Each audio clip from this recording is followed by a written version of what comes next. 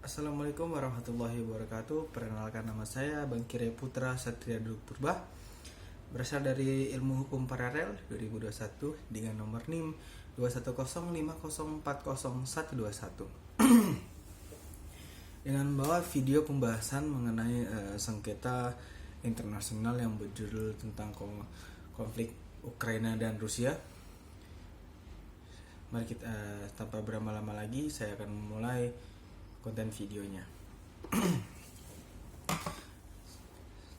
Sejak kecil saya sangat benci dengan yang namanya perang, yaitu invasi militer yang kita ketahui dari dulu sejak konflik Israel Palestina dengan kehancuran dia Bariah dan Suriah. Sekarang operasi militer dengan usia karena perang adalah kondisi di mana ambisi dan kepentingan dianggap jauh lebih berharga ketimbang nyawa seseorang. Warga sipil yang tidak berdaya, tentara yang harus menghadapi situasi saja membunuh orang yang tidak mereka kenal dan dibunuh oleh orang yang tidak mereka kenal. Mereka bukan alat, bukan mesin, mereka manusia dengan darah dan jantung, dengan kerabat keluarga dan kasih sayang dan cinta serta anak-anak yang harus merasakan trauma sepanjang hidup. Inilah perang kondisi di mana manusia secara gamblang menunjukkan wujud terendahnya.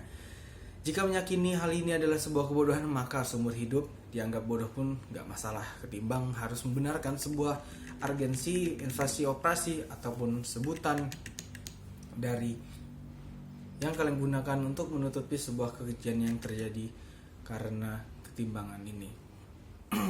Karena bagi saya sendiri jelas tidak ada satupun kepentingan yang dan alasan yang bisa ditukarkan dengan nyawa seseorang. Supaya kita bisa supaya kita bisa berpikir jernih, kita mencari informasi di tengah AS. Di video kali ini kita akan membahas mengenai perang ini dan akan berakhir dan jawabannya atas pernyataan tersebut ditentukan oleh satu orang manusia, Rusia, yang bernama Vladimir Putin. Untuk membaca segala kemungkinan yang bakal terjadi di antara kita harus dulu mengenal siapa Vladimir Putin dan apa yang dia pikirkan, karena setiap jawaban berasal dari pernyataan, karena setiap tujuan punya alasan, dan untuk mengetahui apa yang selanjutnya akan terjadi kita harus tahu dulu apa yang sudah terjadi dan untuk apa. Kita melakukan ini gak bisa setengah-setengah. Apa artinya? Maksudnya dari pembuat video ini bisa menarik kesimpulan cuma berdasarkan dari satu video, tidak. Yang ada di lini masa atau mengikuti satu serial tweet untuk membaca satu artikel, semuanya harus menjadi komprehensif, karena saya nggak mau setengah-setengah. Karena nggak mau setengah-setengah, kita juga nggak bakal juga dapat setengah-setengah. Kita harus mencari literatur kredibel untuk dijadikan rujukan, mempelajari sejarah untuk memahami masalah dan mencari sumber yang memuat isi dan perkataan Vladimir Putin. Tidak hanya bulan ini, tidak hanya tahun ini, tapi dalam dua dasa warsa ini. Kita berlangganan premium. Kita perlu, untuk mencari data ini kita perlu menggunakan berlangganan premium, yaitu VPN, karena kita butuh akses dari negara luar. Kita butuh akses berita-berita luar, bukan berita lokal saja. Pelajari ke depannya, mulai kita menyediakan berbagai jenis layanan. Kita perlu menyiapkan manfaat secara maksimal semua hal yang dilakukan, mendapatkan informasi tentang Discovery Soviet Union karya Mikhailov tahun 1965 yang menceritakan tentang kurang lebih sejarah berdirinya Uni Soviet. Ada buku kumpulan pidato Vladimir Putin dalam bahasa Indonesia diterjemahkan oleh Baki Muhammad Mansur, bahasa lama, salah satu orang paling fundamental yang mengenai gambar bagaimana cara seorang Vladimir Putin melihat trik lainnya. Adalah sebuah esai yang ditulis tahun 2021, dipublis di situs resmi Club yang berjudul Historical Unity of Russian dan Ukraina, yang ditulis oleh Vladimir Putin. Dalam pembahasan video ini nggak mungkin kita berawal dari akhir karena cukup panjang video ini dan kita cukup terpotong oleh durasi. Menjelaskan sejarah panjang antara Ukraina dan Rusia, yang mana dimulai dari kerajaan Kievan Rusia memberikan beberapa wilayah kepada Ukraina. Antara Ukraina dan Rusia ataupun Belarus karena Kievan Rus Ini karena dianggap satu nenek moyang kedekatan agama Ortodoks, dan kedekatan dalam bahasa Putin juga mengatakan bahwa Ukraina itu berasal dari kata Ukraina yang kalau diartikan berarti Alarsyah. Nah, Putin sumbernya dari mana? Kita mendapatkan informasi itu dari sebuah literatur di abad ke-12. Tapi nggak disebutkan apa itu literaturnya, jadi saya nggak bisa memastikan sendiri. Dan kalau kalian yang mempelajari sejarah Rusia, Ukraina, kalian bisa nonton video ini dan boleh komen di bawah. Soal bagaimana Ukraina menjelaskan modern terbentuknya menurut Vladimir Putin, itu dibentuk sama Bolsheviki, partai penguasa Uni Soviet waktu itu, yang berhaluan komunis Run Neuthaler, selingkuh itu lucu, yang ngerepotin Ukraina modern yang kita kenal sebagai garis-garis batas digambar dan ditentukan oleh Bolshev. Nah, bagaimana fakta sejarah kenyataannya adalah negara kesatuan Ukraina sebenarnya sudah berdiri dan menyatakan kemerdekaan sebelum tentara Bolshevik, yaitu tahun 1917, yang dimana Bolshevik baru masuk 2 tahun setelah dan menguasai kota Kiev, menjatuhkan pemerintahan kota Kiev, dan mendirikan Soviet Sotsialistik Ukraina di negara mana yang termasuk dalam negara Uni Soviet. Jadi perumpamaan sederhana adalah misalnya kita mengambil contoh Indonesia pada tahun 45, kita menyatakan kemerdekaan dari Jepang tahun 1945. Nah, tahun 1917 Ukraina juga menyatakan kemerdekaan, tapi setelah kita menyatakan kemerdekaan, tentara sekutu dan Belanda datang kawan-kawannya nih, dan mereka berusaha merebut kembali Indonesia. Tapi kita cukup beruntung karena usaha tersebut ternyata gagal. Dan pada akhirnya Republik Indonesia tetap berdiri. Sekarang bedanya Ukraina nggak seberuntung kita, Pak. Setelah mereka merdeka, setelah mereka lepas dari perang saudara, lepas dari konflik, berusaha membangun negara kesatuan Bolshevik, datang akhirnya mencaplok Ukraina dan menjadi bagian dari Uni Soviet di bagian ketiga.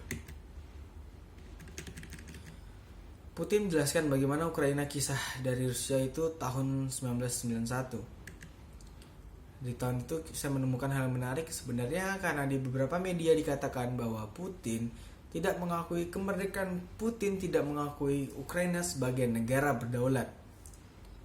Putin menjelaskan bahwa Ukraina boleh merdeka dan sah-sah saja mereka silahkan untuk mereka secara langsung maupun tidak langsung mengakui bahwa negara Ukraina ada. Tapi Putin mengatakan bahwa ketika kamu pergi, ambillah sesuatu yang memang kamu jadi milikmu. Menurut Putin, ketika Ukraina merdeka, banyak wilayah yang jadi seharusnya menurut Putin itu milikmu, ambil saja sama Ukraina, misalnya Donbas dan Krimnya. Kalau kalian pelajari sejarah negara kesatuan Ukraina berdiri dan menyatakan kemerdekaan pada tahun 1917, yaitu ada 3 daerah. Pertama, menyatakan kemerdekaan kesatuan Ukraina, dan salah satu dari 3 daerah tersebut adalah Crimea. Setelah itu kan ada dikuasai Soviet pada tahun 1954. Crimea yang awalnya dikelola Uni Soviet itu diserahkan lagi ke Ukraina.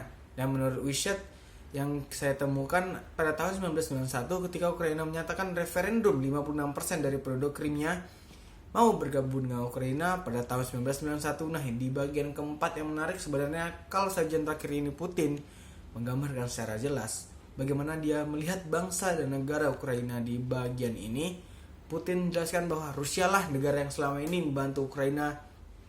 Jadi menurut Putin, masalah negara selama ini membantu Ukraina menstabilkan ekonomi sebagai negara yang baru merdeka, yang melindungi Ukraina dari pengaruh-pengaruh eksternal yang coba mengusik stabilitas di dalam Ukraina. Putin mengatakan bahwa hubungan harmonis antara Rusia dan Ukraina selama ini justru sangat menguntungkan.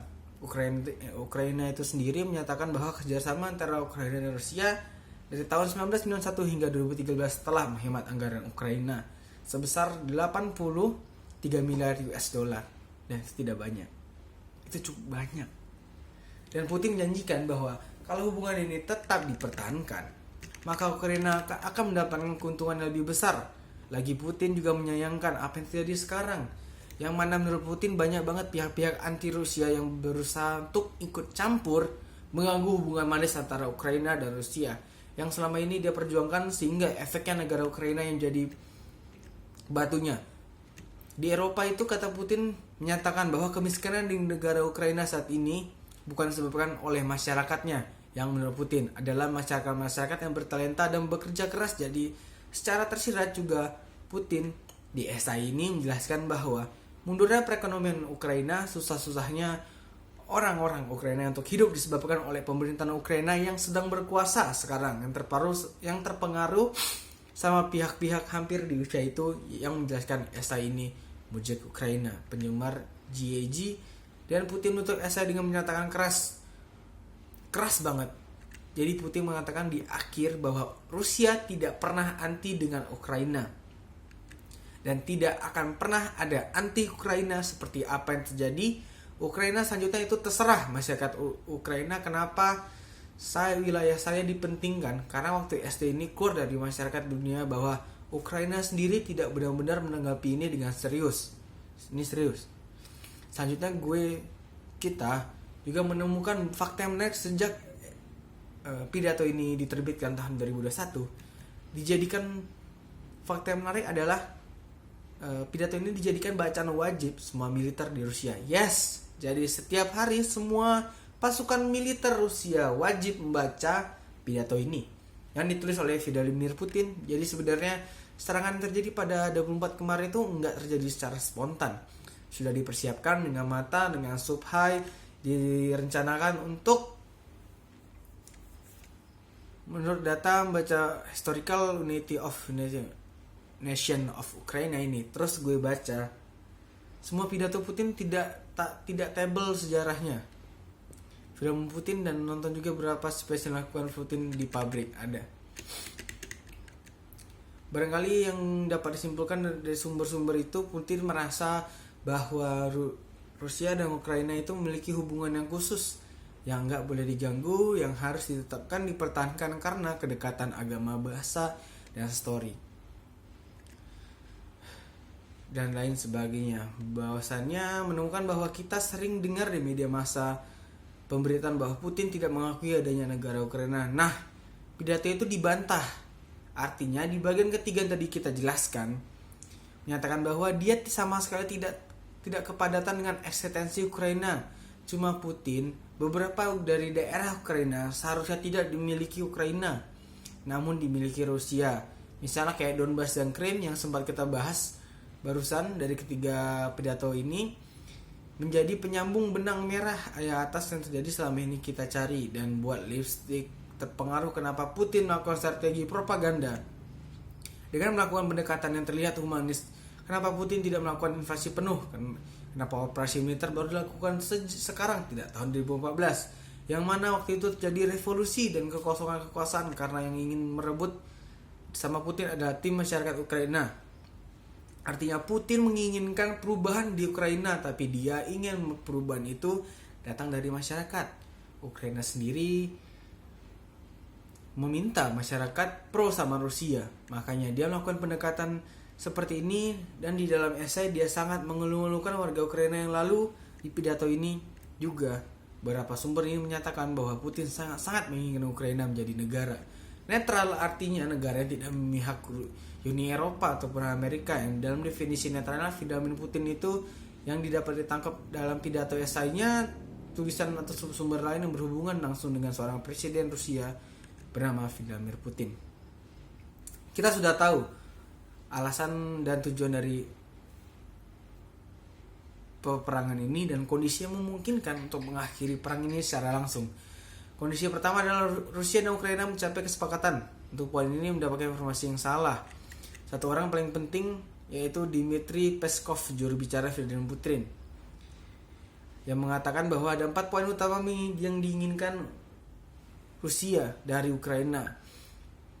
Dan jika 4 poin ini dipenuhi, maka operasi militer dilakukan Rusia ke Ukraina akan segera diakhiri. Lalu apa saja 4 poin itu? Dan kita masuk ke babak kesimpulan. Ukraina harus mengakui kedaulatan Rusia di Krim, dan keempat lainnya harus letakkan netralitas dan konstitusi. Nah, untuk pertama ya bisa dibilang kalau perang berhenti maka kegiatan militer pasti akan berhenti di situ juga. bukan sulap, gampang banget itu dipenuhi. Ini adalah poin kedua. Dan ketiga, kenapa sulit? Keduanya cukup sulit. Bisa saja salah satu daerah tersebut adalah alat awal mendapatkan daerah lain. Kita tunggu saja di mana dikompromikan selanjutnya dari Ukraina dan Rusia.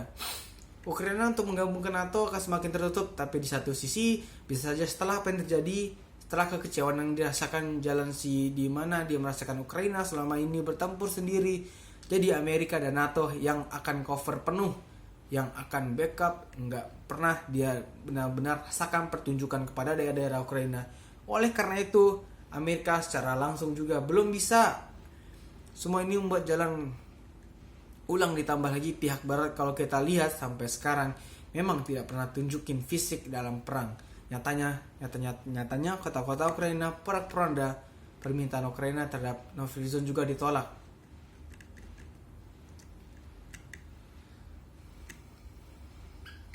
Dan begitulah tentang sengketa wilayah yang berada di daerah konflik yang sempat viral tahun kemarin mengenai konflik Ukraina dan Rusia, yang dimana poin-poinnya Rusia ingin kesimpulannya adalah Rusia ingin mendapatkan kepercayaan dari masyarakat Ukraina bahwasanya Rusia tidak anti Ukraina, Rusia tidak membenci Ukraina. Oleh karena itu, Vladimir Putin menginginkan rakyat Rusia untuk mencintai rakyat Ukraina untuk mencintai Rusia.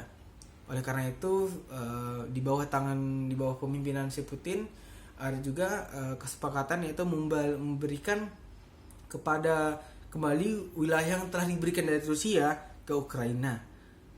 Apabila terdapat kesepakatan dalam dua hal tersebut, operasi militer yang berbasis militer bakal dihentikan hari itu juga dan detik itu juga. Ini diambil dengan dari berita pidato Vladimir Putin. Ya, sekian dari video penjelasan saya. Mohon maaf jika ada salah kata dan ceritanya kurang lengkap atau gimana. Mohon maaf. Wabillahi taufiq wal hidayah. Assalamualaikum warahmatullahi wabarakatuh.